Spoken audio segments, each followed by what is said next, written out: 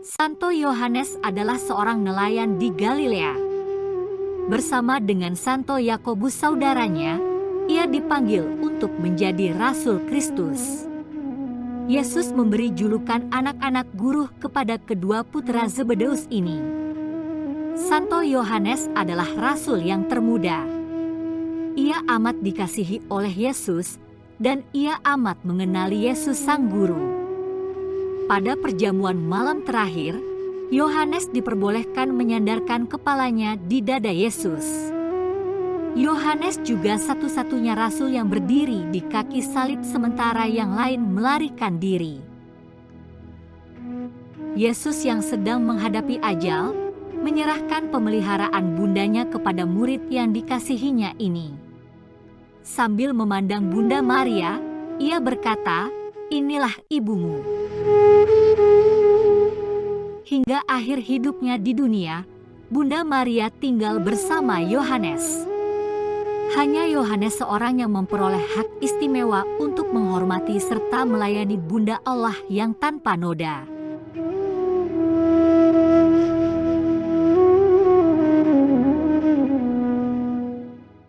Setelah penyaliban Yesus dan hari Paskah berlalu, pagi-pagi sekali Maria Magdalena dan beberapa wanita membawa rempah-rempah ke makam Yesus untuk meminyakinya sesuai adat orang Yahudi.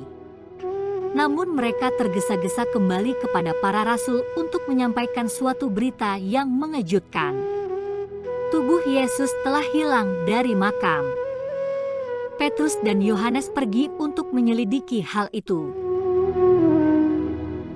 Hati Yohanes yang bergetar hebat membuat ia berlari dengan sangat cepat dan tiba terlebih dahulu.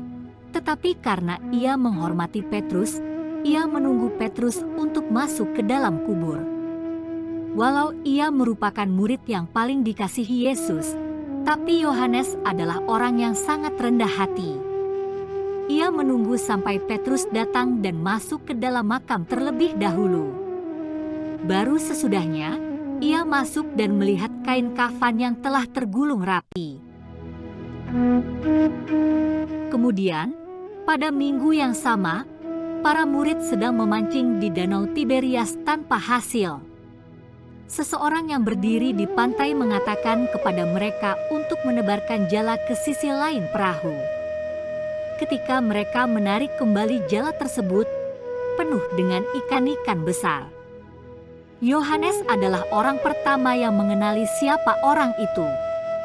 Tapi dengan kerendahan hati yang luar biasa, ia terlebih dahulu mendekati Petrus dan berkata, "Itu Tuhan." Petrus segera saja terjun ke danau dan berenang ke pantai menuju Tuhan.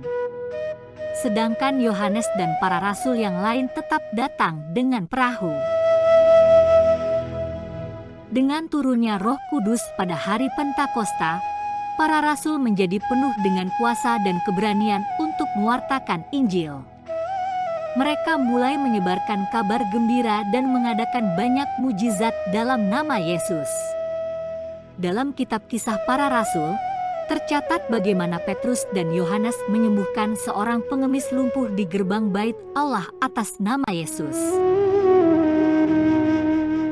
Setelah jemaat perdana di Yerusalem terbentuk, para rasul terus mewartakan Injil ke segala penjuru dunia. Yohanes berkarya dari Yerusalem sampai ke kota Efesus. Ia tinggal di kota ini dan menjadi uskup sampai akhir hidupnya. Di kota ini pula, Yohanes diyakini menulis Injil keempat, 3 buah surat gembala, dan kitab terakhir dari Perjanjian Baru, Kitab Wahyu. Yohanes hidup hampir seabad lamanya. Walau ia tidak wafat sebagai seorang martir, tetapi sungguh ia menjalani hidup yang penuh penderitaan. Di tahun-tahun terakhir hidupnya, ketika ia tidak lagi dapat berkhotbah, para muridnya tetap dengan setia membawanya ke tengah jemaat. Pesannya yang terakhir sangat sederhana. "Anak-anakku, kasihilah seorang akan yang lain." Ia wafat di Efesus sekitar tahun 101 Masehi.